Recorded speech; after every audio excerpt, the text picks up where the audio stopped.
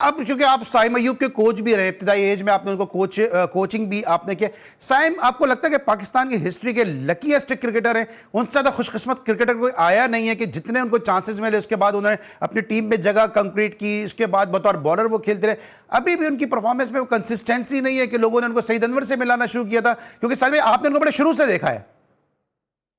देखिए, बहुत इंपॉर्टेंट बात की साइम अयूब जब पाकिस्तान की फर्स्ट क्लास सीजन शुरू होता है, काज़िम ट्रॉफी के मैच में 70 रन बनाता है। पहले तो उस कोच को, नाहल को, जो जो था कराची का कोच, को हटा देना चाहिए। साइम अयूब चौके छक्के नहीं मारे, पिच पे स्ट्रे करें, 90 ओवर और ग्राउंड में खेलेंगे, कमर में उनकी जान कम है, टांगों में की जान कम है। वर्ल्ड के मतलब दुनिया के सबसे खुशनसीब प्लेयर हैं जो पाकिस्तान के तीनों फॉरवर्ड खेल रहे हैं, और कल भी उनके साथ ज्यादती हुई है। कल उनको मैन ऑफ द मैच देना चाहिए था। कल बड़े दो उसने आउटस्टैंडिंग आउट किए, 40 रन बहुत अच्छे बनाए, बॉल में बैट के दरमियान की बहुत अच्छी फॉर्म है, उनकी फॉर्म अच्छी है, मगर उनको भी वो चीज सोचना चाहिए, मैच फिनिश करें, नॉट आउट जाए। जब अल्लाह ताला उन पे मेहरबान है, पीसीबी के चेयरमैन सैयद मोहसिन नकवी साहब उन पे मेहरबान है, उनको भी वो चीजें करना चाहिए जिनसे लोग तवक्को रख रहे हैं। इससे ज्यादा गोल्डन चांस किसी प्लेयर को नहीं मिला। अब वक्त आ गया साइम अयूब को पाकिस्तान की यकीनी तौर पर लंबी इनिंग खेलनी है, जिससे उनको कॉन्फिडेंस दिया जाता है। बॉलिंग, बैटिंग, खुद बहुत टैलेंटेड प्लेयर है, ऐसी बात नहीं है, उनके तमाम शॉट मौजूद है,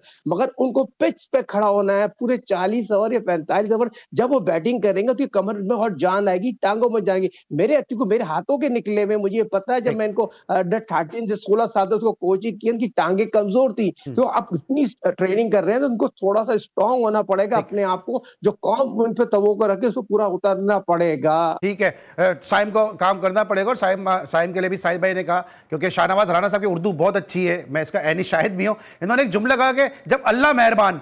अब राणा भाई, ये जुमला मैं पूरा नहीं कर सकता, लेकिन सब जानते हैं कि इस वक्त हो क्या रहा है, ये मुहावरा है क्या? ये देखिए, ये मुहावरा जो है ना, इस पर कहने में तो कुछ नहीं, मुहावरा है। आप अपने पल्ले से तो नहीं कह रहे हैं कि जब अल्लाह मेहरबान। तो आपको लग रहा है इसमें ऐसा ही हो रहा है? क्योंकि जितने चांसेस मिल रहे हैं तो मामलात ऐसे ही कुछ चल रहे हैं कि जितने खुशकिस्मत तरीन क्रिकेटर हैं पाकिस्तान के ही नहीं दुनिया के, इतने मौके मिल रहे हैं और हर मुमकिन कोशिश की जा रही है कि वो किसी तरह सेट हो जाएं। देखिए, बिल्कुल मौके तो उनको हद हो गई है कि उनको मंसूर अख्तर को शायद इतने मौके नहीं मिले जितने के इनको मिल रहे हैं। और मेरा ख्याल है कि जब आप बहुत मौके देते हैं तो कोई एक इनिंग तो बंदा खेल ही लेता है ना आखिरकार। और फिर वो एक इनिंग जो है, अगर आप 100 करते हैं तो फिर 100 साल के लिए आप कम से कम पाकिस्तान टीम का जो है वो हिस्सा बन जाते हैं। तो ये तो अल्लाह पाक की उन पर मेहरबानी है।